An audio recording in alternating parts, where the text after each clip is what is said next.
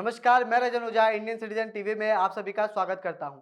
आयुर्वेदिक क्षेत्र ने केंद्र सरकार द्वारा दिए गए सर्जरी करने के आदेश का स्वागत किया है।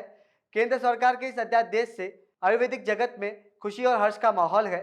वहीं इस अध्यादेश का विरोध कर रहे इंडियन मेडिकल एसोसिएशन के डॉक्टर्स ने 11 दिसंबर को स्टेथोस्कोप डाउन नामक स्ट्राइक की। आयुर्वेदिक डॉक्टरों के मुताबिक आईएमए का केंद्र सरकार से नाराजगी बेबुनियाद है। केंद्र सरकार के द्वारा आयुर्वेद के डॉक्टरों को भी अब सर्जरी करने का अधिकार प्राप्त हो गया है। केंद्र सरकार के इस अध्यादेश से आयुर्वेदिक क्षेत्र में चारों तरफ खुशी का माहौल है और उन्होंने सरकार के इस फैसले का स्वागत किया है। वहीं दूसरी ओर इंडियन मेडिकल एसोसिएशन इस फैसले से नाराज है।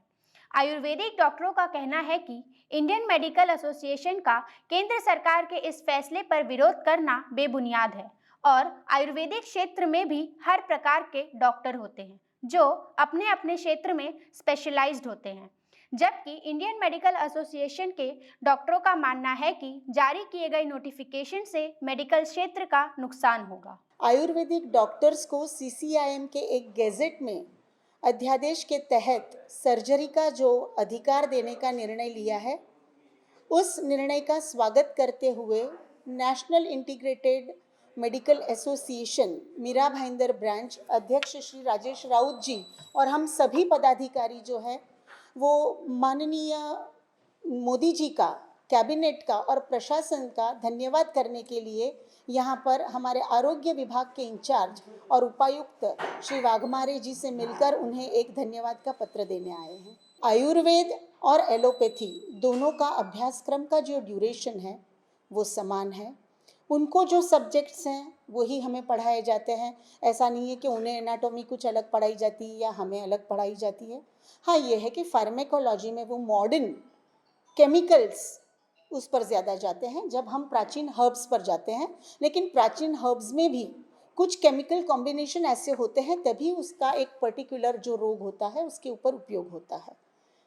जैसे उनमें एमडी मेडिसिन है, हमारे पास एमडी काय चिकित्सा है, उसके अंतर्गत बहुत सारे ऐसे विषय हैं जिसमें स्पेशलाइजेशन किया जाता है। जैसे एमडी पंचकर्मा है, उनके पास पेडियाट्रिक्स है, हमारे पास बाल रोग कौमार भृत्य है, उनके पास गायनेक है, हमारे पास स्त्री रोग प्रसूति है, उनके पास एमएस सर्जरी है, हमारे पास शल्य शालाक्य है, हमारे पास संसर्गजन्य रोग है, हमारे पर विष बाधा के ऊपर अलग हो जाता है, हमारे पास वाजीकरण, रसायन, ये सारी अलग अलग शाखाएं हैं। अष्टांग आयुर्वेद को 5वां वेद माना गया है। जो प्राचीनतम शास्त्र जो भारत का है उसका विरोध करना ये सही नहीं है, ऐसा हमें लगता है। सभी चीज़ें जो है सर्जरी वगैरह जो बोल रहे कि ये हमारा अधिकार नहीं है या इस चीज़ को हम नहीं कर सकते, वो अधिकार हमारा नहीं है, ऐसी बिल्कुल भी बात नहीं है। वो अधिकार हमारा सालों से चला आ रहा है, हजारों सालों से वो अधिकार हमारा चला आ रहा है कि जिसमें आचार्य सुश्रुत जी जो है कि जिनको जनक माना जाता है सर्जरी का, उनके काल से ये सर्जरी हम लोग करते आ रहे हैं, सीखते आ रहे हैं। जो चीज़ हमारी थी वही चीज़ हमें दी जा रही है। ऐसा नहीं कि ये चीज़ हमें बाहर से कहीं से ला के दी जा रही है, ऐसा नहीं, या हम किसी से छीन के ले रहे हैं, ऐसा भी नहीं है। ये चीज़ों को हम पहले से ट्रीटमेंट करते आ रहे थे, आज भी कर रहे हैं। और उसी चीज़ को खाली हमें गवर्नमेंट ने परमिशन दिया है। जो हमारा कोर्स है 5 साल का, कि 5 साल के कोर्स में 5 साढ़े 5 साल का हमारा कोर्स है, बाद में इंटर्नशिप रहता है कि जो हमें गवर्नमेंट हॉस्पिटल में, सिविल हॉस्पिटल में करना पड़ता है। वो होने के बाद हमें पोस्ट ग्रेजुएशन करने के लिए हमें भी कुछ एग्ज़ाम्स रहते हैं, वो एग्ज़ाम देने पड़ते हैं। उसके बाद भी कुछ लिमिटेड सीट्स रहता है, उस लिमिटेड सीट्स में हमें एडमिशन मिलता है। और हमारे जो सिलेक्टेड डॉक्टर्स रहते हैं, जैसे सर्जरी के डॉक्टर्स है, गायनी ऑप्स के डॉक्टर्स है, ऑप्थेल्मोलॉजी के डॉक्टर है, बच्चों के डॉक्टर, पीडियाट्रिशियन डॉक्टर्स है या फिजिशियन डॉक्टर्स है, उनका अलग अलग हर एक का ब्रांच है। ऐसा नहीं कि कोई भी बीएमएस किया और वो बीएमएस उठ के आज सर्जरी करने चला गया, कोई ऐसा नहीं कि कोई भी बीएमएस उठ के आज आंखों का ऑपरेशन करने चला गया, ऐसा बिल्कुल भी नहीं है। केंद्र सरकार और आयुष मंत्रालय के इस फैसले से नाखुश इंडियन मेडिकल एसोसिएशन ने स्टेथोस्कोप डाउन नामक स्ट्राइक करने का फैसला लिया है। मीरा भाईंदर के इंडियन मेडिकल एसोसिएशन के अध्यक्ष डॉक्टर विवेक द्विवेदी के मुताबिक शुक्रवार 11 दिसंबर को सुबह 6 बजे से शाम 6 बजे तक आईएमए के मार्गदर्शन में स्टेथोस्कोप डाउन नामक स्ट्राइक करेंगे, जिसमें कि सिर्फ इमरजेंसी सेवाएं चालू रहेंगी। उनका कहना है कि जब तक केंद्र सरकार अपने इस अध्यादेश को वापस नहीं लेगी तब तक उनका विरोध जारी रहेगा। अभी हमारा सिर्फ एक ही रिक्वेस्ट है गवर्नमेंट से कि अगर आप बीएएमएस डॉक्टर्स क्रिएट कर रहे हैं तो उनको उनके ही बीएएमएस में स्पेशलाइजेशन के लिए आगे बढ़ाइए, ना कि एक ब्रिज कोर्स करा करके उन लोगों को ये बोल दिया जाए अब तुम जनरल सर्जरीज करो, तुम आई ऑफ्थाल्मिक सर्जरीज करो, तुम ये करो। अल्टीमेटली क्या होने वाला है कि जो हम जो 5 साल एमबीबीएस जो पढ़ाई कर रहे हैं वो टोटली डिफरेंट है बीएएमएस से। तो जब इनिशियली एक आधे 2 सब्जेक्ट से मैं आगे चल के पढ़ाई की प्रक्रिया ही अलग है, तो फिर वो हमारे जैसे स्किल्ड, हमारी जैसी सर्जरीज, हमारे जैसे वो कैसे कर पाएंगे। पर जब पेशेंट उनके पास जाएंगे उन्होंने ये नहीं बोलेंगे कि भाई हम बीएमएस करके एमएस है, वो बोलेंगे हम एमएस है।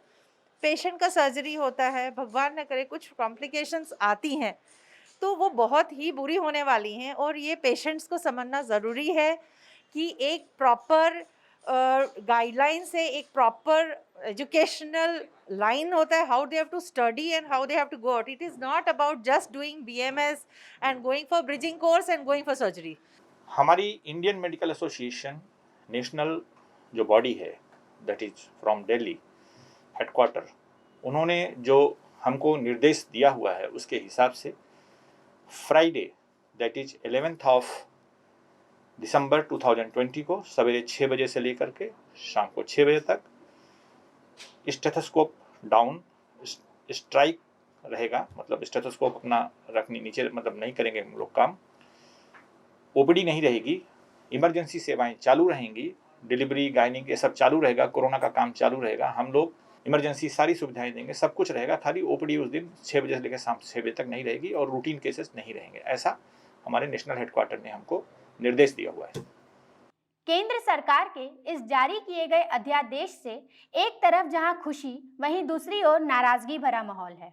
अब देखना यह है कि इंडियन मेडिकल एसोसिएशन केंद्र सरकार और आयुष मंत्रालय के इस अध्यादेश का कब तक विरोध करती है और निर्णय वापस ना लेने पर आगे क्या कदम उठाती है। इम्तियाज खान के साथ निशा ठाकुर की रिपोर्ट।